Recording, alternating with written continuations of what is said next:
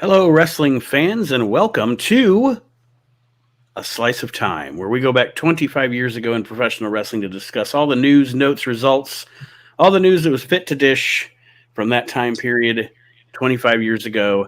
And I'm your host, Nate Maxon. And as always, got to give credit where credit is due. All the news and results we pull for this show are from the Pro Wrestling Torch newsletter.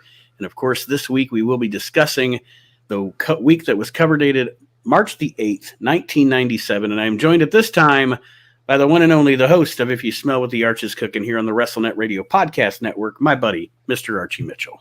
How's it going, everybody? Nate, thank you for having me once again, Nate. Feels like it's been forever since we talked on a podcast.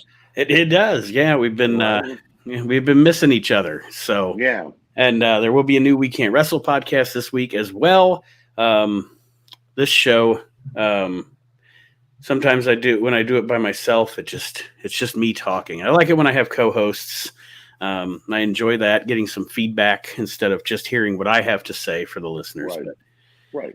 That being said, we will be joined, of course. Also, I think my brother Aaron is going to be joining us as well. Yeah, he's a couple minutes behind, but he should be here in just a few minutes.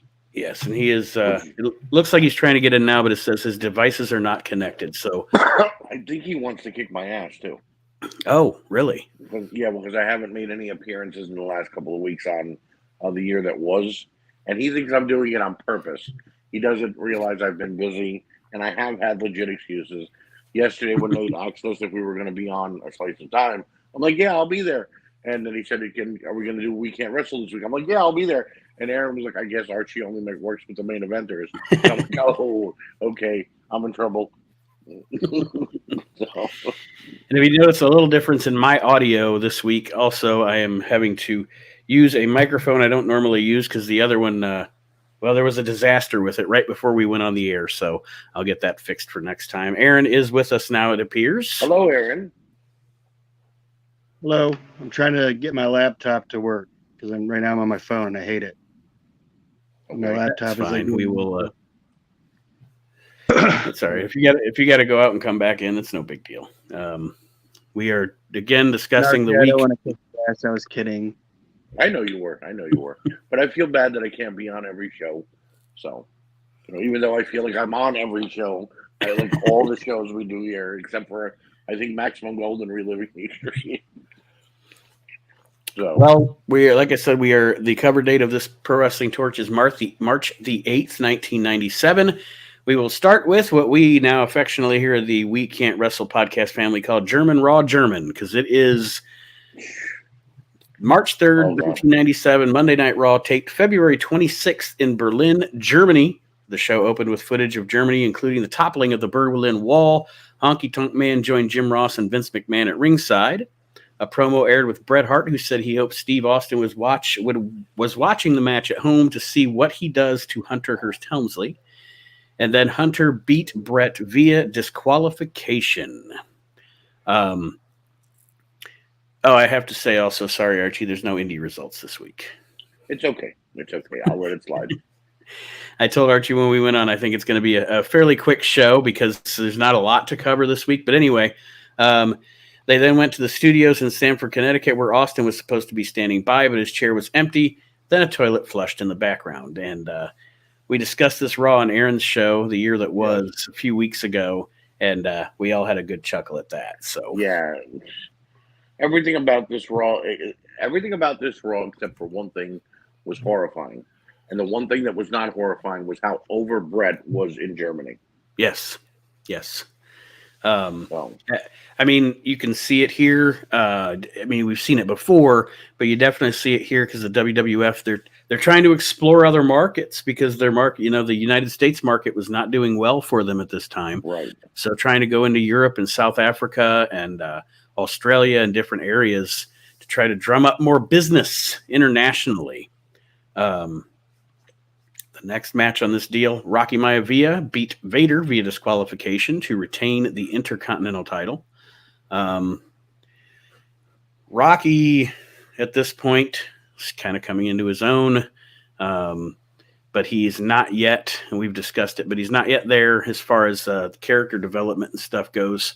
And they're trying to push him down people's people's throats as a baby face. And sometimes, I think that, and you guys tell me if you're wrong, but I think that we think back to this time and we think in our head, man, right from the jump, people were booing Rocky Maivia. Didn't like Rocky Maivia, blah, blah. It was really kind of like where he was. Like in certain areas, he was over. But when you went up to the Northeast with your more hardcore fans, not so much. Well, I mean, when he debuted at Madison Square Garden, he got a big ovation because of the heritage that his family's legacy left there. And then the first few weeks, and even when he won the Intercontinental title, he was being cheered. It looked like they strapped a straitjacket, a rocket to his back, and he was going to the moon. But like you said, they forced him down people's throats. Everything was the blue chipper.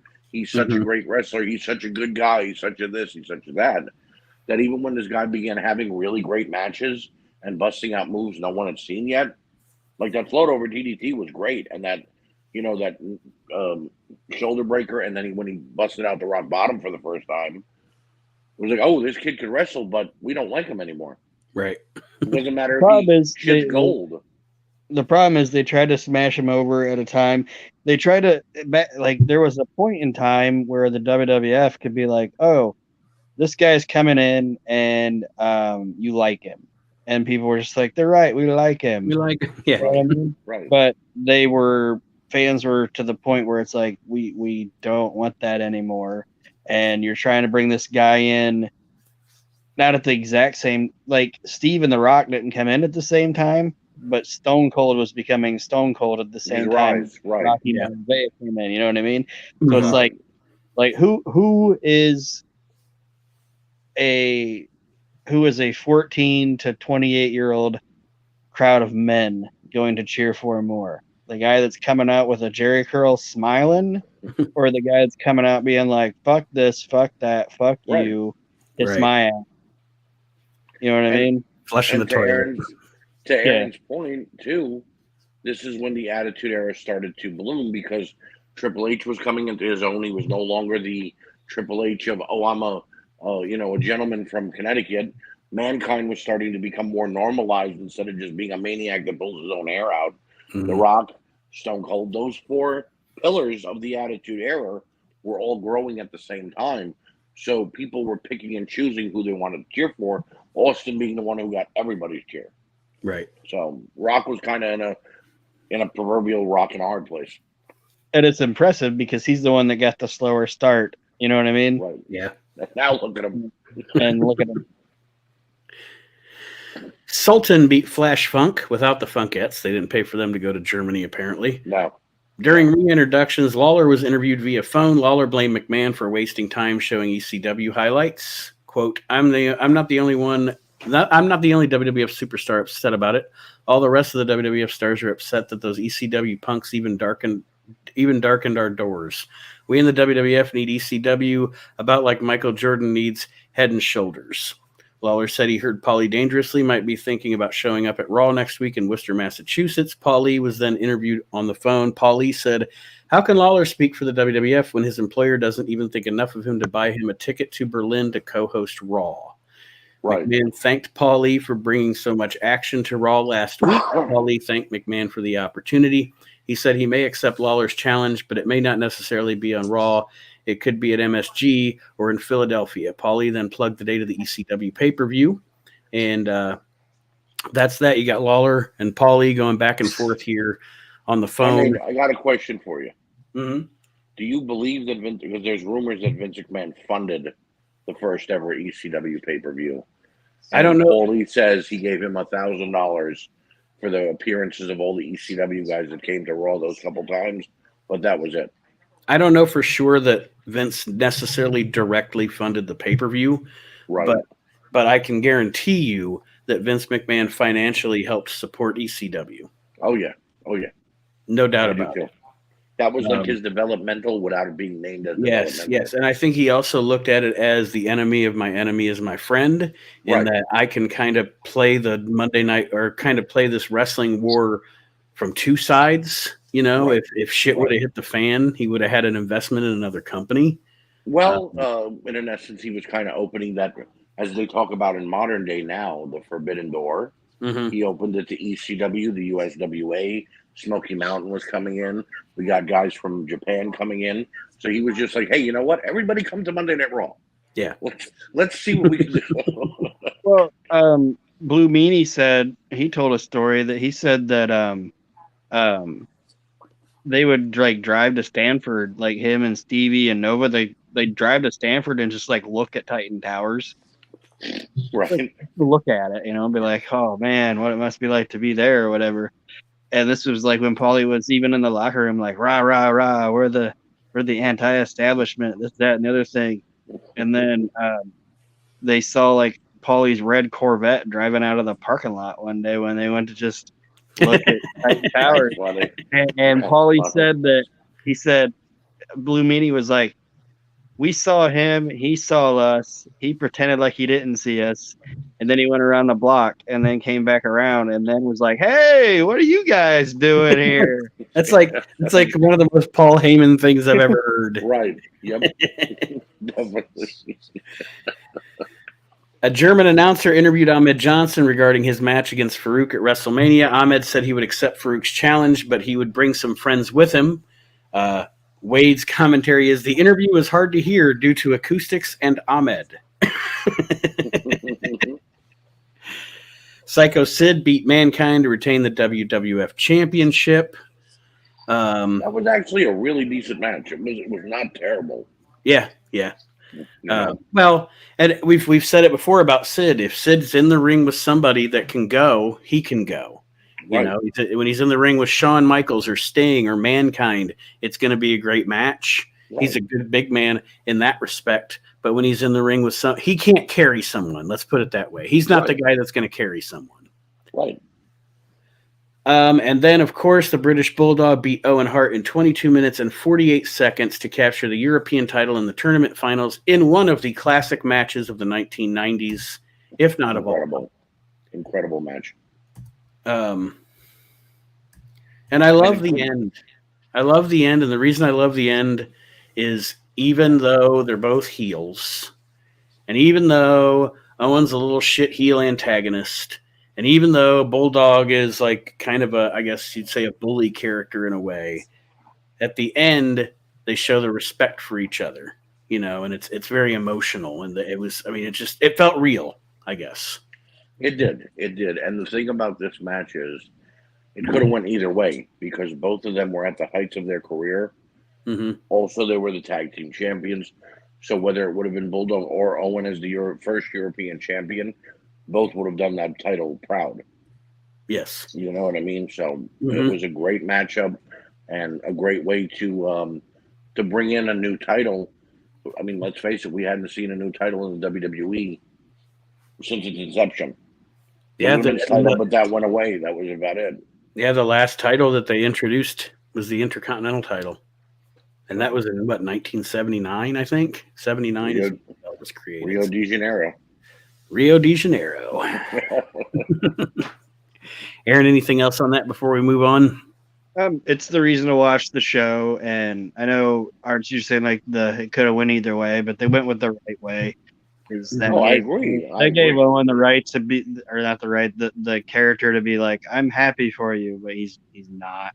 Yes. Yeah. Well, I mentioned it on Aaron's show. Whenever they would win a match after Bulldog became the European champion, Owen would go over and grab his tag title, his Slammy, and the European title and try to walk away. And Bulldog would just sit there and be like, but that's mine. Wait, that's hey, I want that.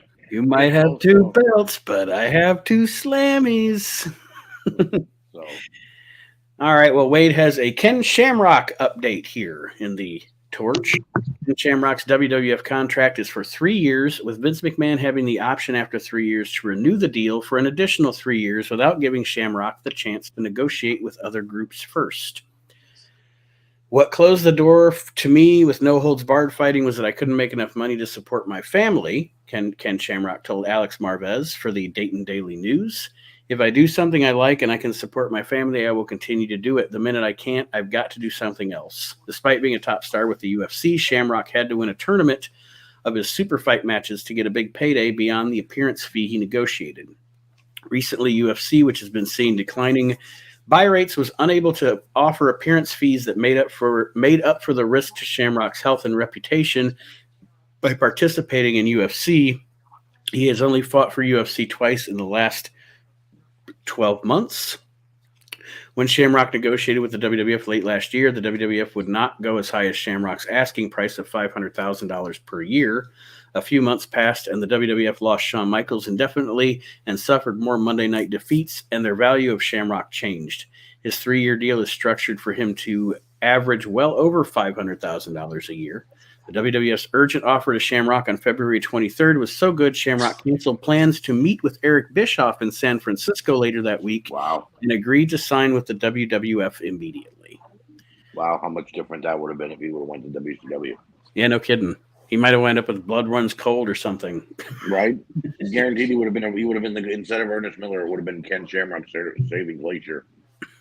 You know.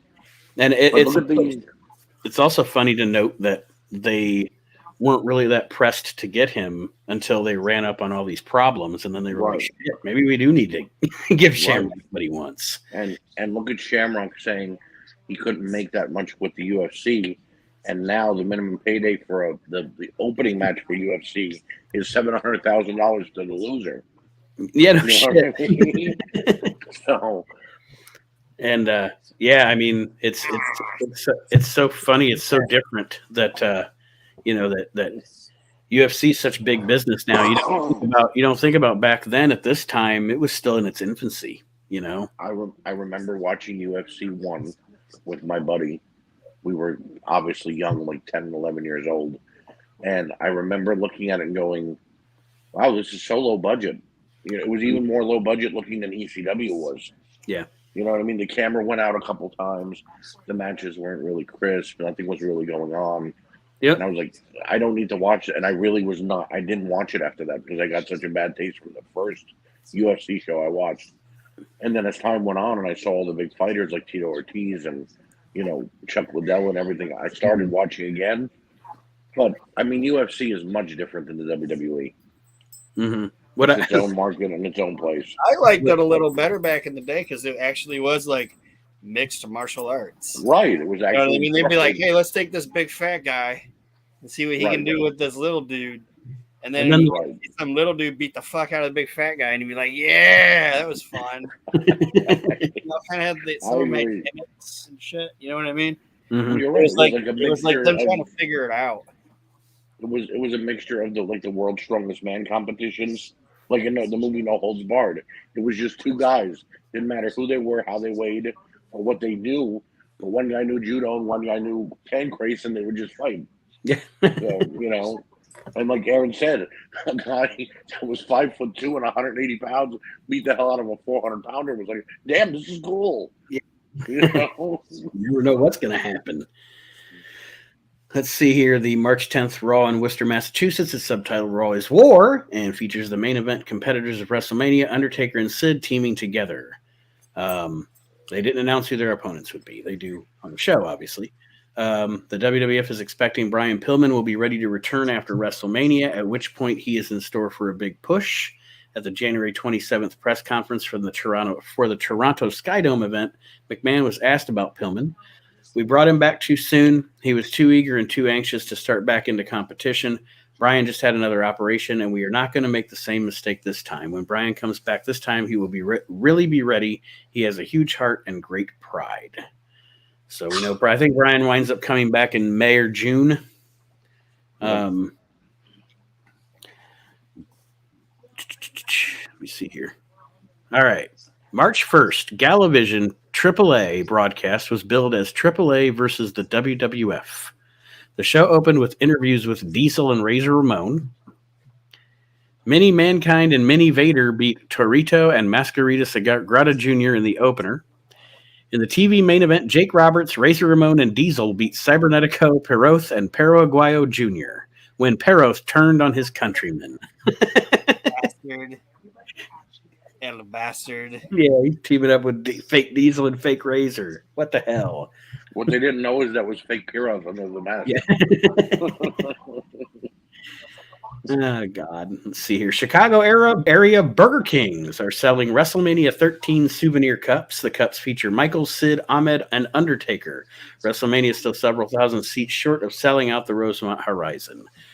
You know what's funny is we think about it now because we're all collectors now. Those cups probably, One of them cups. if somebody has one, they'll probably sell it to you for, $200 or some shit. Right. With a big stain and a hole and but this, Yeah. man, this is vintage, man. It's still got a Coke stain from 1998 in it. Right. Now that I got my laptop going, Nate, do you like this thing? It's a tin, No, I've seen those before. They're awesome. Yeah. okay. For some reason, I got 2 of them, so you can have one. All right. Sounds good. I don't know if I was drunk and I fat fingered it, or if they just sent me 2 from this. Let's see. Like I said, there isn't a lot here this week. Complete European title tournament went as follows. The first round, the Bulldog beat Mankind February 20th in Aschenberger, Germany. Vader beat Rocky Maivia February 21st in Chemnitz, Germany. Chemnitz. It's an interesting name for a town. Owen Hart beat Flash Funk February 22nd in Dresden, Germany. Bret Hart beat Hunter February 23rd in Cologne, Germany. The semifinals, Bulldog beat Bret February 24th in Oberhausen, and Owen beat Bret thanks to Bulldog's interference February 25th in Hamburg. Not a bad tournament. I wish that would be a cool little DVD release. I guess you'd no more DVDs. That would be a cool Peacock WWE Network release. The full European title tournament.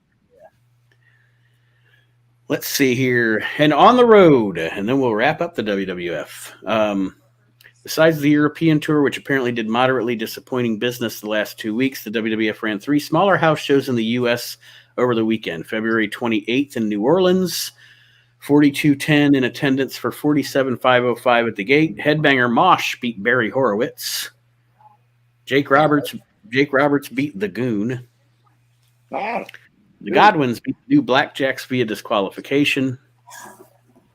Crush beat Bart Gunn. Headbanger Thrasher beat Freddie Joe Floyd. Why didn't they just make it a tag match? Right. Marlena beat Sonny in an arm wrestling contest. Goldust beat Savio Vega. And The Undertaker beat Farouk in a cage match. I don't know if that show that's not a great show. I mean, Marlena and Sonny and The Undertaker, Farouk. That's about it. That's about all I want to see. And then March 1st in Alexandria, Louisiana, only drawing $23.90 for $27,006. Think about that, folks. Those of you thinking about the WWE now and its multi-billion-dollar operations. Right. And it pretty much ran the same card as in New Orleans, is what it says here.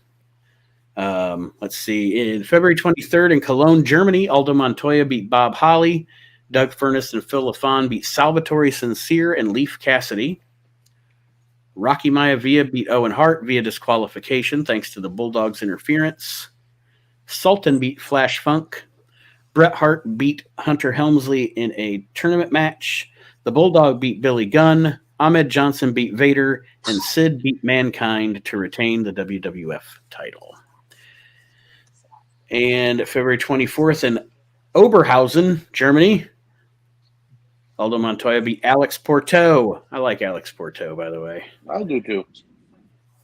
I liked him in GWF. Yeah. Sultan beat Flash Funk via submission. Furness and LaFon beat Bob Holly and Leif Cassidy, after which Cassidy attacked Bob Holly. Ahmed Johnson beat Owen Hart. Bret Hart beat Mankind via submission with the sharpshooter. Rocky Maivia beat Billy Gunn to retain the IC title. The Bulldog beat Vader in a semifinal match of the European tournament. Sid beat Hunter to retain the WWF title. And then China attacked Sid during the match. In these reports, he's still spelling her name China. That's right, because her name wasn't showing up on the screen yet. Like when she would come out with Triple H. So, yep, they had yet to change it. All right, and that's the WWF for this week. Are we taking a break? Mm, Are we taking a break? we can if you want to. All right. I just kind of want to go outside and smoke real quick. Okay. You guys are good. Yeah, I'm good. Go ahead, man. Yeah. All right.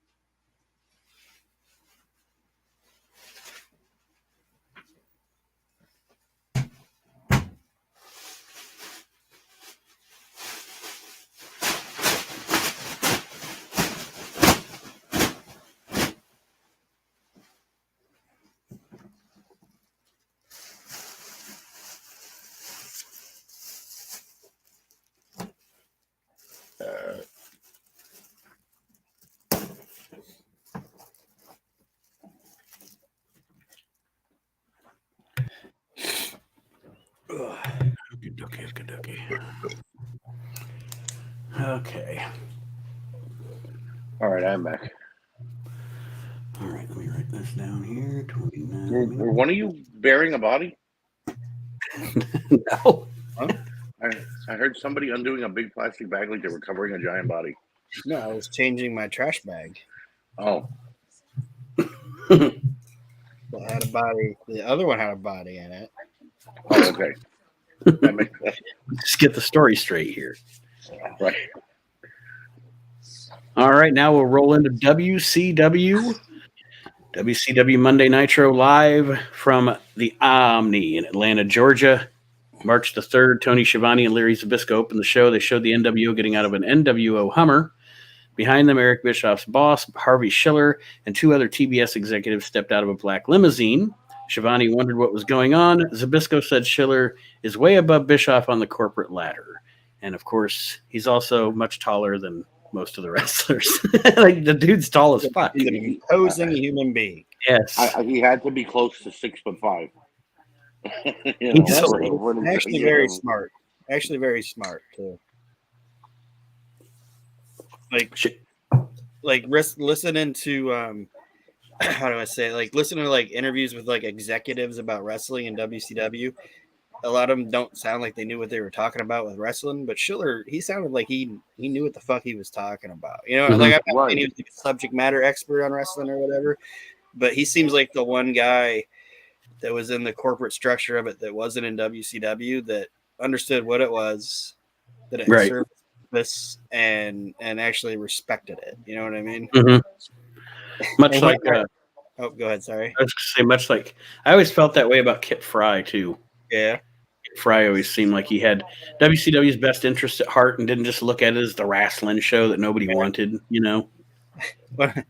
And one of my favorite things is they're interviewing him, and he was like, wanted to get Spam as a sponsor. You ever hear about that? I don't think so. Like they reached out to Spam to sponsor WCW, and they're like, you could even create like a little character, the Spam Man or whatever, not have him wrestle or whatever, just be the Spam Man and sell Spam. And Spam was like, yeah, we don't know if our audience is down for that. He's like, wrestling's too lowbrow for Spam. Figured it's your target audience, buddy. Right. Steve McMichael and Jeff Jarrett beat Conan and Hugh Morris. Yeah. Gene Okerlund interviewed the Horsemen after the match. Arn Anderson accused Jarrett of not possibly being that clumsy, and thus he must have hit Mongo on purpose. They did the whole briefcase deal during this match. During every match. Jarrett defended himself. Flair got upset with Jarrett, saying Jarrett is making him look bad. Deborah defended Jarrett and said they need to band together because she does not want to stand behind a losing team at Uncensored. Jarrett said he will still prove the Horsemen are a unit and he is a valuable part of it. Diamond Dallas Page beat Rick Fuller. Okerlund interviewed Page, who swore revenge on Randy Savage. Juventud Guerrero beat Ray Mendoza. Dean Malenko beat Mike Enos. Let's see here. Okerlund interviewed Eric Bischoff, who said the crowd at the Omni owes him and the NWO a debt of gratitude because if not for the NWO, many of those in attendance wouldn't be there. When Harvey Schiller walked out, the crowd popped. Bischoff, unaware of Schiller's approaching him, thanked the fans as if they were cheering him. Schiller told Bischoff, we need to talk. Schiller then said, because you have a contract as WCW vice president, do you think that you can fire referees anytime, that you can break the rules of professional wrestling, that you can take titles away from people at will? Bischoff said, my understanding, Harvey, is that yes, I can. Schiller said, you may have a contract, but as of right now, you're suspended. He told Bischoff he can no longer sign any contracts. I don't want to know that you were even answering telephones. I don't even want to hear a rumor that you were in the men's room at a WCW event. The fans popped as Bischoff said that can't happen. And then, so I love, people can say what they want about him. And I know we've probably talked about it on the show before, but heel Eric Bischoff is so good. Fantastic. What says mountains for him as a character is Cornette doesn't like Eric Bischoff. Okay, is like a person, or as with his like opinions on wrestling and the way it should be and shit like that, you know. But Cornette never knocks him as a performer. You know what I mean? Like he's like terrible executive, horrible way of running your business, but as a character, you're fantastic.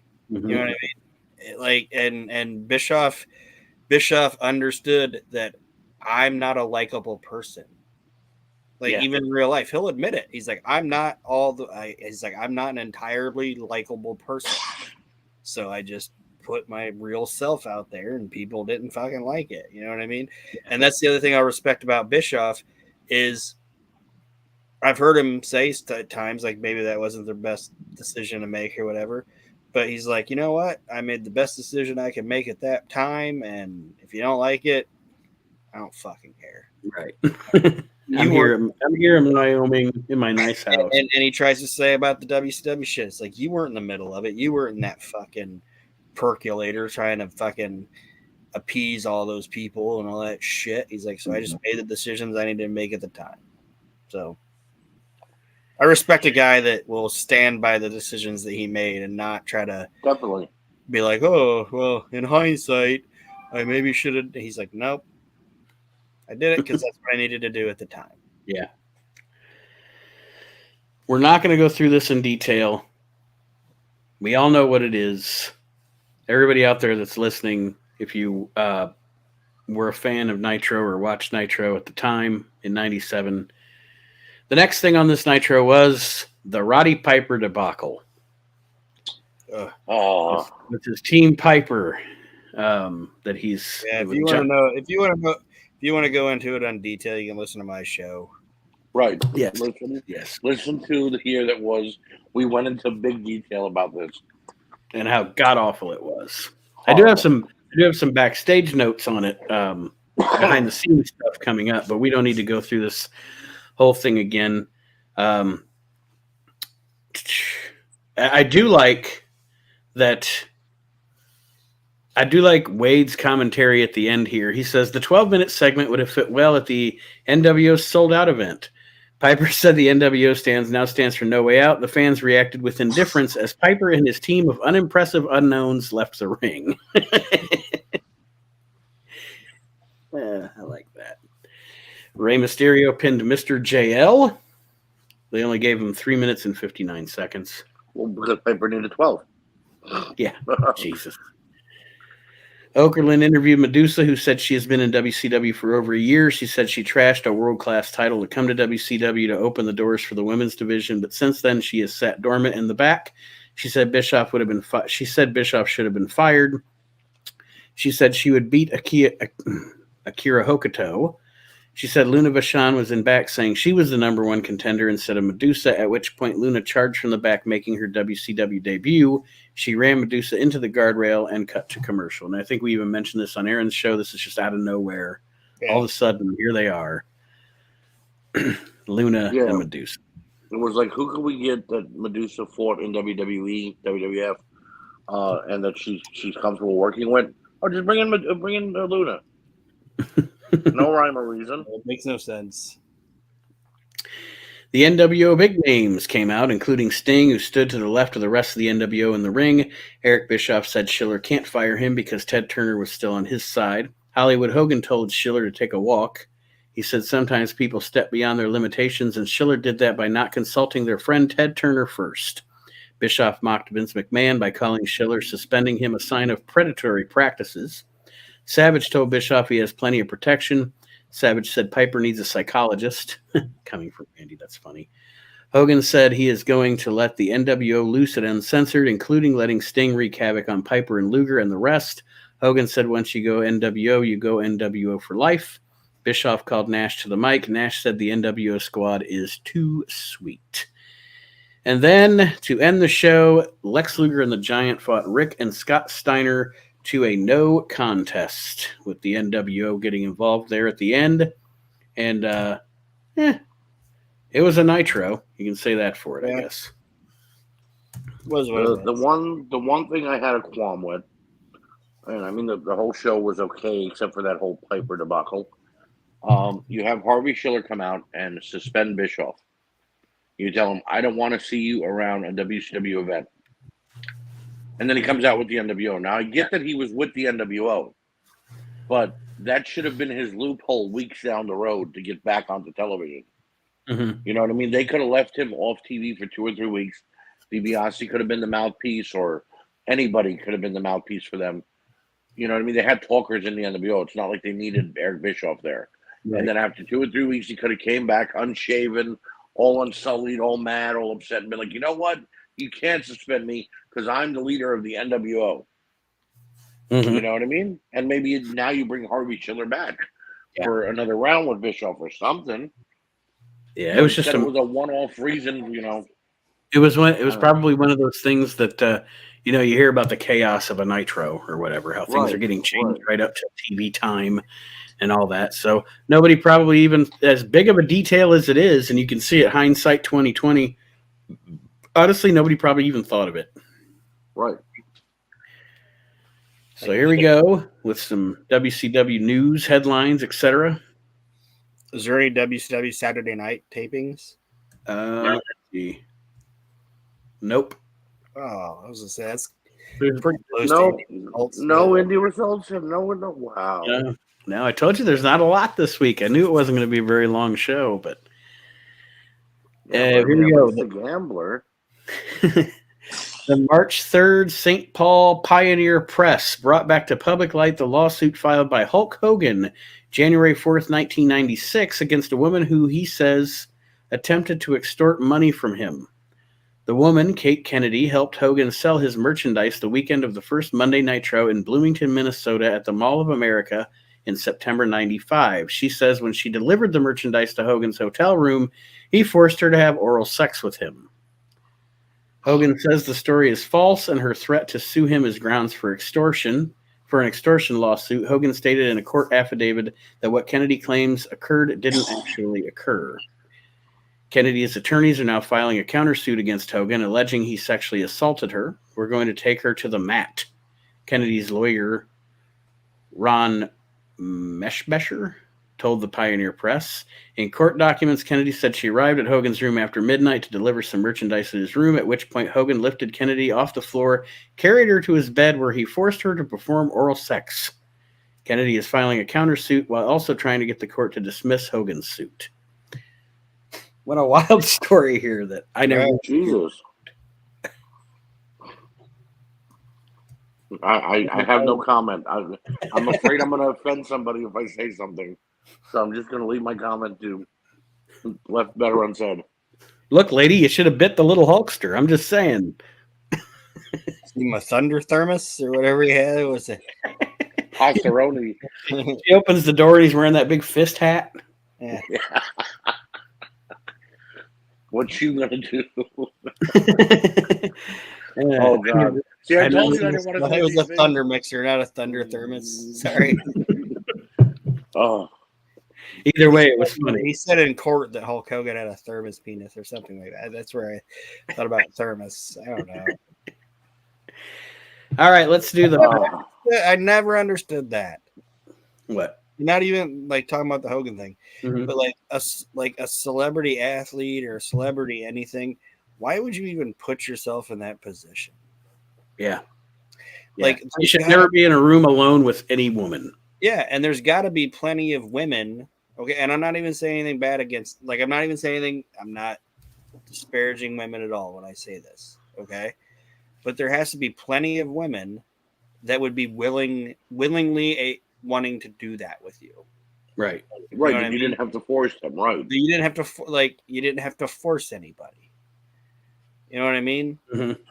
And like you said, why would you even if I'm Hulk Hogan and some chick's showing up at my hotel at midnight, I'm gonna get on the phone and be like, "Hey, Sherry, you're on the roster. Why don't you come down here, hang in my hotel room, Right? Make sure 20 this minutes. bitch doesn't go crazy on me." while this chick drops some shit off." And that way, if she Right. tries to say some shit, you can be like, "No, that didn't happen." Or meet her in the bar downstairs, or in the restaurant. Or yeah, in the, give me my merchandise in the fucking lobby. Don't put yourself in that situation. It's like when people actually were making fun of, and we're not going to get into politics or anything, but I'm just using this as a example. People used to make fun of Mike Pence because he had a long, steadfast rule, and he can say he says it has to do with his religious beliefs or whatever, but a long, steadfast rule that he was never, ever, ever, ever in the room alone with a female. Even if it was business, someone else was in the room. And I thought in my head, that's a smart politician move. Yes. Goddamn right it is. Because no one can ever say Mike Pence sexually harassed me, because there's always going to be somebody else in the room to be like, bullshit. Yeah. That did not happen. That's right. So if he did it, fuck him. If he didn't, stupid on him. You let some lady in your room at midnight. You're an idiot. All right, on the Piper fiasco, no one else in WCW seemed to think this was a good idea, but Roddy Piper's contract gives him creative control over his storylines. I love how like nobody in WCW gets along about anything, but then when Piper was like, "I got this idea," and everybody was like, "No, that's terrible." Roddy, it's terrible, Roddy. Like the NWO, the Horsemen, the Luchadors. The only time that locker room ever had a united front. This is a bad idea. Flair and Hogan are sitting there hugging Roddy. This is terrible. But Piper again has creative control. When WCW added Piper to Uncensored, he had the idea that his team would consist of buddies of his, some of whom aren't pro wrestlers. WCW went along with it, but some members of WCW had already begun to blush days before the angle took place on Nitro. The first two muscular guys who came out are training at the power plant. The boxer who came out is known as Craig, and he is considered by several people in WCW to be Piper's hanger-on, the equivalent of Brutus Beefcake to Hulk Hogan. Craig. I would still put Brutus Beefcake over Craig. So let me get it out. Guys Piper's practicing the thing backstage, and one of the other wrestlers, hey, Roddy, yeah, who's that guy in the corner shadow boxer? That's Craig. Oh, say no more. And then do you know why he needed the job?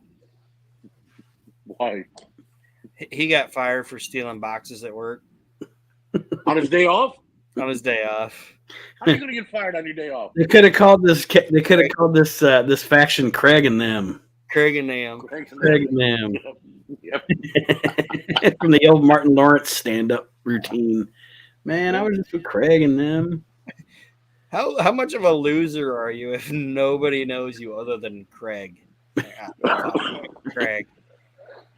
The karate fighter who came out next was someone Piper met filming movies in Hollywood, and John Tenta, a former sumo wrestler, was supposed to round out the mixed sports team Piper assembled.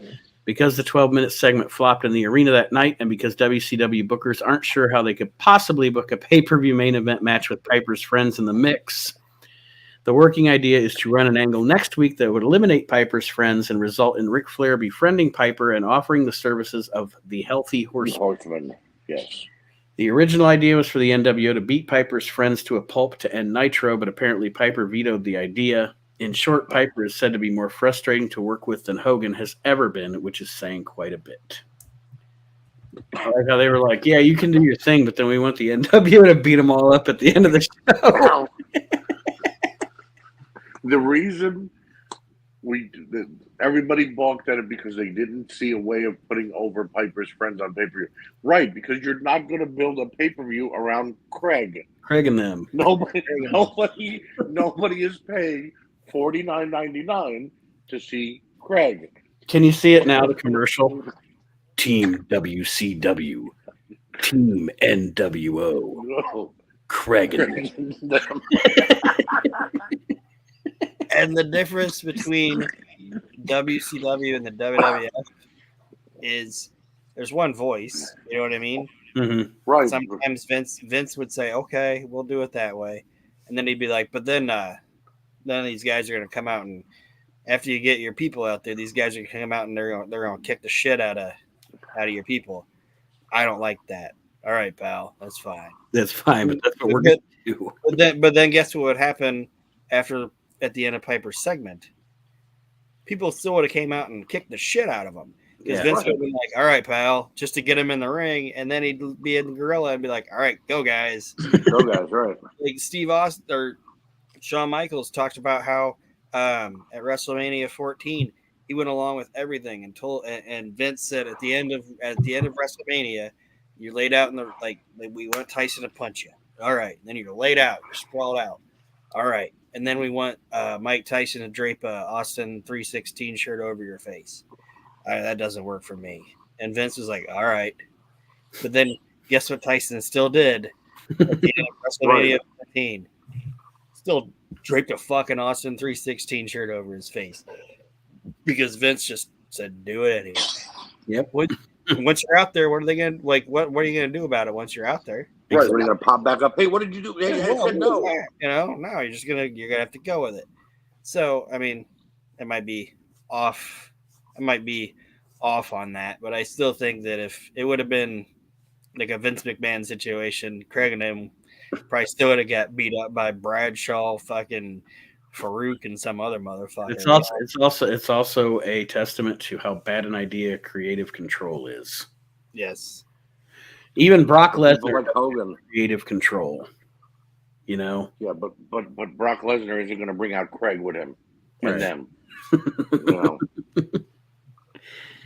Let's face it. When Brock came back all those years ago, and he had Sable with it because he was married to Sable at the time. He didn't want to have Sable as his manager. He knew, leave her do her thing, let me do my thing. Right. It's like in the WWE, you can get to the point where you're not going to have creative control, but you have creative input. Mm-hmm. Right. That makes sense. Oh yeah. Like I don't want to do that, or I don't think that's a good idea. Okay. What do you think? Mm-hmm. You know what I mean? If that's a better idea, they'll roll with it. Yeah, and if it's not, or if it's kind of a good idea, okay, well, let's take part of this, let's take part of that. But nobody's just like, I'm not doing that. Yeah. The originally, I don't know that this is, you know, sometimes they don't get it all right. I don't know if this is right because it never does come to fruition, but they say here, he'd be like, plans changed. Yeah, plans changed. The last minute, I was right about it, but plans changed. Originally, Ted Turner was going to play the role that Harvey Schiller did on the March 3rd Nitro. Instead, WCW is saving Turner's appearance for a surprise a few weeks from now at Savannah, Georgia, where rather than suspend Bischoff, he will fire him as WCW VP. Until then, Eric Bischoff and Hogan are going to brag about how Turner is on their side, and thus they don't have to abide by Schiller's demands. That's one thing. There is no fucking way that was going to happen. I agree. No fucking way. Wasn't going to happen. Turner wasn't going to be on WCW. Nope. That is somebody making some shit up. The only time Turner ever showed up was when they signed Hogan versus Flair, at that first pay-per-view they were supposed to be at, and he was in the middle of both of them. He wasn't planning on making regular appearances. That and obviously when they bought it, he took pictures with the wrestlers. Right. Did all that shit or whatever. But yeah, there's no. He wasn't going on Nitro. 1997, Ted Turner's fucking showing up on Nitro. That ain't happening. That was somebody saying some shit to see if they could get something in a fucking newsletter. Yeah. That was somebody wanting to fucking, I know this. And it's like, that's not a fucking thing. Let's see here. Anything else of importance? Just one more thing. The February 24th Pittsburgh Observer reporter covered the lawsuit the WWF has against WCW. The latest controversy surrounds WCW hotline personality Mark Madden. In a deposition, Madden said he knew Hall and Nash were WCW employees before he began pretending they were outsiders invading WCW on his hotline reports. When the WWF demanded to know who told him Hall and Nash were really under contract but go ahead and pretend they weren't, Madden invoked the Pennsylvania Shield Law, which protects journalists from revealing sources. With Madden, that's a big shield. Madden is to journalism what Heidi Fleiss is to dating, said WWF attorney Jerry McDevitt. What does it have to do with journalism when you are deliberately lying? WCW lawyer John Houston Pope contended that if WWF is correct in contending Madden isn't truly a journalist because his 900 reports were house organ reports not based on truthful reporting, then the lawsuit should be dismissed because neither defamation nor unfair competition can be based on statements that the audience knows to be unreal. First of all, I love fucking Jerry McDevitt, man. Like, Jerry McDevitt eats people alive as a lawyer. Like, that's why Vince McMahon, Jerry McDevitt is why Vince McMahon has avoided jail like 10 times in his career. Right. Exactly. Guy's a fucking bulldog. And McDevitt just did like a thing where he's like, Vince won't let me retire. Every time I try to retire, he's trying to talk me out of it. It's like, no, just stick around. But the WCW and the WWF, for those of you that didn't live through this back then, they were constantly suing each other over some shit. And I can also, like I said, McDevitt's great and everything, but I can also see what WCW's lawyer's saying too. Mm-hmm. So you're telling me that what we say on our thing is everybody knows this bullshit and it's fucking howdy doody time over here. So then why are you going to try to sue us and try to say, oh, they're lying over there? It's like, well, you just said everybody knows we're lying. So, right. And this is the American court system, ladies and gentlemen. Who's the bigger shitbag? That's what we need to decide. And WCW on the road, one show we've got here. Columbia, South Carolina, March 1st at the Township Auditorium. Beautiful Bobby beat Disco Inferno. Eddie Guerrero beat Dean Malenko. Lord Steven Regal fought Rey Mysterio to a draw. After intermission, Marcus Bagwell came out to wrestle Rick Steiner. When Rick's music played, Nick Patrick came out instead. He ran around the ring barking and pretending to be Rick. Bagwell tapped Patrick, who fell to the mat. Bagwell then covered him for a 10 count. Rick then walked out in street clothes and the crowd popped. He brought a chair with him. Nick saw Rick and began to tremble. Rick hit Bagwell with the chair and then warned him that the Steiners were coming after the NWO. That sounds fun. Like, I don't know why Patrick coming out acting like Rick Steiner. Total house show fucking segment. Mm-hmm. Lex Luger and the Giant beat the Faces of Fear. Diamond Dallas Page pinned Randy Savage, after which the NWO ran in and attacked Page. That's one other cool thing about I'll say about the WCW house shows at this time. They would what I want to say. They would make it just wouldn't be match. You'd still get like NWO attacks and stuff like you would on TV. Yeah. Right. You actually wanted to make your house show experience like if you went to an actual show, like a TV taping. Present to you live what you get on television. Yeah. Benoit and Jarrett beat Scott Norton and Scott Hall. When Jarrett pinned Hall with a small package, Hall was distracted by the Giant and Luger on the aisleway, leading to the finish. The NWO yelled over the house mic and left, and that's the show. So that is WCW for this week. Let's see what's going on in ECW to close out the show.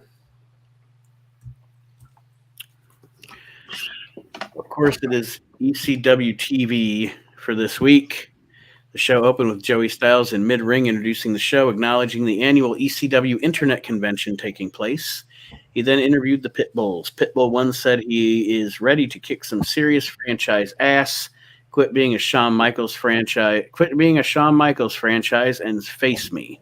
Shane Douglas then walked onto the stage with Francine. He leaned on his crutches as his music began to play. Douglas said, "For a disabled man, you've got one stinking big mouth." He said he didn't give a fuck about Monday Night Raw or Paul Heyman's games. He told Pitbull 1, "Don't you ever compare me to a fucking asshole like Shawn Michaels." He swore about 18 more times. When the Pitbulls went after Douglas, Chris Candido and Brian Lee jumped them. Lee slammed Pitbull 2 through a table, and Candido choked Pitbull 1 with a chain. I always thought that was interesting during this whole thing with the WWF and ECW, not once did Shane Douglas ever show up on Monday Night Raw. Right. Well, I think that has to deal with the whole Dean Douglas fiasco. Yeah, well, no, and that's what I'm saying. Like You know. they probably didn't want. I'm sure that Vince McMahon made it expressly known he didn't want Shane Douglas on WWF TV. Right. Because he's probably like, he might cut the promo, or something. You know what I mean? The stupidity factor of all of that, though, is, Nate, I'm sure you've seen shoot interviews with Shane. Shane has mentioned how he broke his back, and the doctors told him he couldn't wrestle anymore for a little while, and Vince still wanted him to go out there and wrestle and all that, sort of like he did with CM Punk a few years ago. And that when he finally fired Shane, he blamed Shane and told Shane, "You're too stupid to understand anything that goes on in this business." Meanwhile, Shane Douglas is looking at him going, "You do realize I have a doctorate, right? I'm not a total idiot. I'm not just a wrestler, But and then after all, like you said, he probably went out of his way to tell Paul, "Please don't bring Shane on television." Yeah. Like why are you mad? You gave this guy a shit gimmick, you buried him, and then you fired him, and you were angry. And I've said before, and I'll go on record as saying it again, I'm not a gigantic Shane Douglas fan. But from 1994 till around probably 97 is when he was at his best. And that character, imagine that franchise character being given an opportunity during the Attitude Era in the WWF. Definitely. Or this era, 97/98, going into 98. If he would have just been able to stick around and develop and not pet the political games, I think he could have been a big part of that. He had the ability to do it. Definitely. He had the voice for it, at least. Because they always said that he didn't do the WWE style that they wanted him to in the ring. So okay, but at least in a promo, he could have buried half that locker room. Mm-hmm. Then a feud between him and Michaels, an actual feud, would have been gold. Yes. Any thoughts on that, Aaron, before I move on? Just that I think I'm a Shane Douglas fan, don't get me wrong, but I also think that Shane also is a guy that sometimes got in his own way. Yeah. I agree with that. Like, I'm not saying like go with the punches or do whatever you got to do or whatever, but also it's like, I don't want to say know your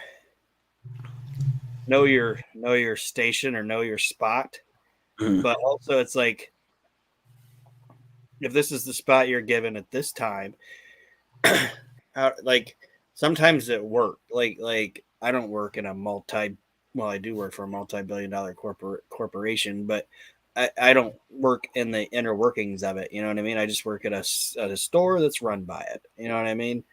But sometimes, how do I say it? Sometimes, like say somebody interviews for a job, like a position. You know what I mean? Like they already have a job. Now they're going to interview for a position. And when you interview for a position, like these people are interviewing for a promotion, you're interviewing 3 people. Okay. Sometimes one of the telling things is the reaction the person has that doesn't get it. Yeah. And then if they're like, "God damn it, why didn't you pick me? Why'd you pick that person over me?" It's like, well, right there, your reaction for not getting it is why part of the reason I didn't pick you. Like you didn't look at it as, "Hey, can I sit down for a minute and talk to you? Find out why you didn't select me." It's automatically like, "I'm better than that person. You know I'm better than that person. Why didn't you pick me?" It's like, well, this is why. Yeah. Look at you. You're a petulant little baby because you didn't get what you wanted. Even though you already have a job and you're already getting paid by me, you're being like, well, nah, why didn't I get it? Why did I get it? Instead of saying, "Hey, can I ask you why I didn't get it? So the next time I interview for something, I can improve on the things that you didn't like." Does that make sense? That is sometimes how I feel about Shane Douglas. He should have just went to Vince and be like, "What can I do to better myself?" Being jilted. Yeah. and all of a sudden I'm better than these guys, and you should fucking know it. It's like, tell me what you want me to do to better myself. The Eliminators beat Sabu and Rob Van Dam in a tables, ladders, and chairs match at 2018 to retain the ECW Tag Team titles. After a commercial, Sabu shook hands with the Eliminators, but Van Dam refused, even when Sabu grabbed his hand and tried to force him into it. Van Dam and Sabu exchanged words, and fans chanted "asshole" at Van Dam. Taz beat Tracy Smothers at 321 with a Taz mission. Then Chris Candido gave a hyper interview, mocking Terry Funk's age and speaking style. Although it wasn't a classic by any means, Candido never approached as entertaining a promo in the WWF. No shit. Do you ever have to put hyper on a Chris Candido promo? Just like he cut a Chris Candido promo. He's always fucking hyper. True. One of my favorites. One of my favorites ever. Candido was a lot of people say that about like guys when they die. Like, oh, I love that guy. Or it's like, no, I love that motherfucker. He's great. Fucking fantastic. Mm-hmm. I still can't listen to Back in Black without thinking the strut he would do on the apron in ECW. It's just, I loved every part of his career, even Skip. I think he did a fantastic job with Skip. He did. He owned that shit. And he was a victim of